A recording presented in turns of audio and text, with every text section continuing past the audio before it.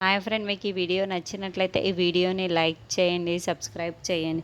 విశాలాక్షి, నయని, హాసిని, విశాల్, విక్రాంత్ నిల్చొని ఉంటారు. అప్పుడే విశాలాక్షి, ఈ అమ్మ దాచిన గాజుల్ని మీ ఆయన కొట్టేసి వాళ్ళ అమ్మకి ఇచ్చాడు అని విశాలాక్షి చెబుతూ ఉంటుంది.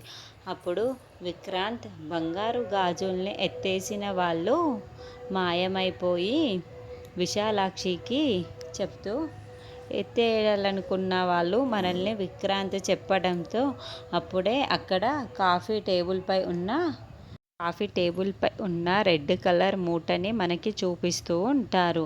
అచ్చు గుద్దినట్టు నిజమే చెప్పాను చిన్నాన్న అని విశాలాక్షి చెబుతుంది. ఆ గాజులు వేసుకున్నా సరే మాయమైపోరు అని చెప్పడంతో నయని వాళ్ళు షాకింగ్గా చూస్తూ ఉంటారు. అప్పుడే నయని వాళ్ళందరూ హాల్లో నిల్చొని ఉంటే తిలోత్తమ ఆ గాజుల్ని వేసుకొని మెల్లగా ఆ రెడ్ కలర్ మూట దగ్గరికి వచ్చి దానిని విప్పటానికి ప్రయత్నం చేస్తూ ఉంటుంది. అప్పుడే గాయత్రి పాప తిలోత్తమని గమనిస్తూ ఉంటుంది. తిలోత్తమకి డౌట్ వచ్చి కొంపదీసి ఈ గాయత్రి పాపకి నేను కనిపిస్తున్నానా ఏంటి అని అంటూ ఉంటుంది.